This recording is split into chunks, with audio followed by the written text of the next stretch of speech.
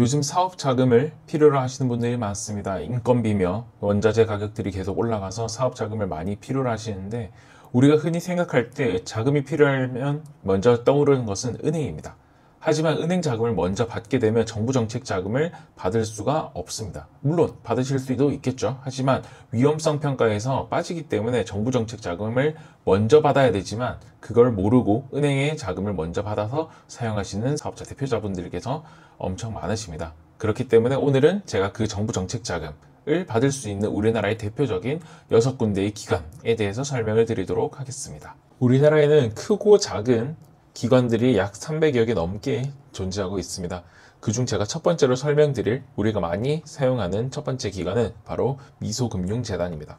서민금융진흥원에서 운영을 하고 있는 미소금융재단의 경우에는 신용점수가 KCB 기준으로는 700점 이하 혹은 또는입니다. 나이스로는 749점 이하에 해당되면 사용을 가능하고, 그 다음에 기초수급 대상자 혹은 차상위 계층이라면 누구나 사용 가능합니다. 금액이 적게는 100만원 단위부터 많게는 7천만원까지 사용이 가능하니, 이 미소금융재단의 경우에는 각 미소금융재단에 연락을 하셔서 내가 해당이 되는지, 그리고 자금을 받기 위해서 어떤 것들이 필요한지 전화를 통해서 상담을 먼저 진행을 해보시면 됩니다. 두 번째로 설명드릴 기관은 신용보증재단입니다. 신용보증재단의 경우에는 각 시도별로 따로 운영을 하고 있습니다.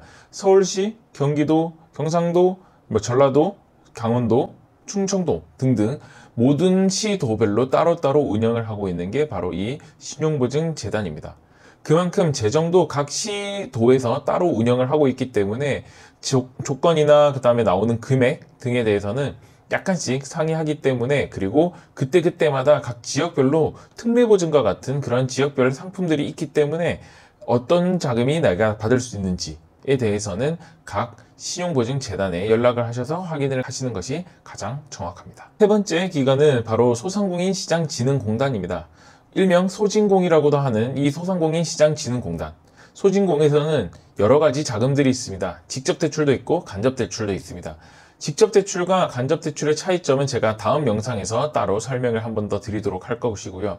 오늘은 기관에 대해서 설명을 드리고 있으니 이 직접 대출, 간접 대출, 이 모든 것들을 통틀어서 어떤 것들이 있는지만 간략하게 말씀을 드리면, 우리가 스마트 기기, 요즘에 식당이나 아니면 어떤 편의점이나 어디 여러 군데를 가더라도, 심지어 그런 기차역 같은 데를 가더라도 있는 키오스크, 테이블 오더 이런 것들만 있더라도 우리가 자금을 받을 수 있는 스마트 혁신 자금, 혹은 청년들을 고용하고 있고 과반수 이상이 청년으로 이루어져 있다라고 하면 받을 수 있는 청년 고용 연계 자금 등과 같은 그런 대리 대출도 받을 수 있는 기관이 소상공인시장진흥공단입니다. 다음으로 말씀드릴 기관은 중소벤처기업진흥공단, 즉 중진공입니다. 중진공이라고 하는 것은 아까 전에 설명드렸었던 소상공인진흥공단, 즉 소진공에서 약간 좀 더 사이즈가 커진 형태라고 생각을 하시면 됩니다.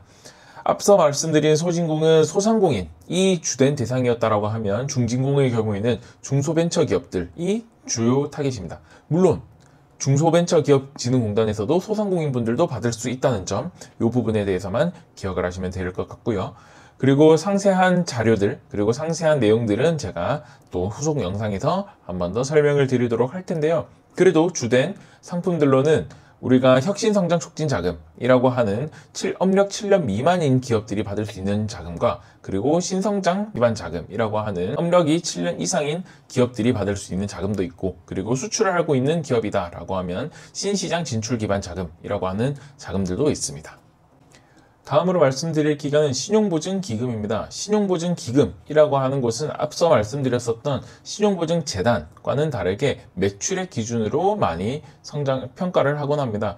이 신용보증기금이라고 하는 것은 그래도 매출액이 최소 한 5억에서 10억 가까이는 되어야 그래도 기본적인 평가를 진행을 해주고 있고, 이 매출 그 외에도 이 회사의 성장성, 그리고 재무적인 요소들 여러 가지들을 평가하면서 이 회사가 신용으로 보증을 서주는 기관이 바로 신용보증기금입니다.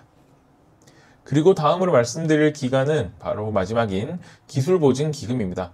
이 이름에서 보이는 것처럼 기술보증기금이라고 하는 것처럼 기술을 보증으로 하고 있습니다. 그렇기 때문에 이 회사에서 특허가 어떤 게 있는지, 그리고 대표자의 경력이 어떤 게 있는지, 어떤 경력을 가지고 이 회사를 창립을 했고 이 창업을 하여서 이 회사를 앞으로 어떻게 키워나갈 것인가 등등에 대해서 설명을 해주고 그리고 그에 대해서 보증을 받을 수 있는 것이 바로 기술보증기금입니다. 기술보증기금의 경우에는 앞서 말씀드린 신용보증기금과는 다르게 매출이 아예 전무하더라도 대표자의 경력이 있다라고 하면 그걸 바탕으로 사업계획서를 작성을 하여 그걸로 사업 자금을 받을 수 있기도 하다는 점, 이게 앞서 말씀드린 신용보증기금, 신보와 그리고 기술보증기금, 기보의 차이점이라고 할 수 있습니다. 저는 이러한 기관들을 우리 업체 대표님들께서 어떻게 하시면 사업 자금을 많이 받으실 수 있고 그리고 우리가 사실 사업을 하면서 가장 많이 필요하고 항상 필요한 게 사업 자금이라고 생각을 합니다. 우리가 확장을 할 때뿐만 아니라 유지를 하고 그리고 이게 계속 발전을 해 나가기 위해서는 어떠한 경우에서도 사업 자금은 꼭 필요하다고 생각을 하는데요. 그런 사업 자금을 더 많이 받으실 수 있게끔 방법을 알려드리고 그리고 그에 맞는 사업 계획서 그리고 그에 맞는 경영 컨설팅 등을 해드리는 게 제가 바로 하고 있는 정책 지도사가 하고 있는 일입니다. 그렇기 때문에 좀 더 궁금한 내용들이 있으시거나 자세한 내용이 알고 싶으시다면 그리고 여러분 업장에서 사업 자금을 정책 자금으로 먼저 받기를 원하신다고 하면 아래쪽에 달려있는 고정 댓글을 참고하셔서 저희에게 상담 문의를 남겨주신다면 언제든지 무료 상담이 가능하오니 언제든지 연락을 주시기 바랍니다.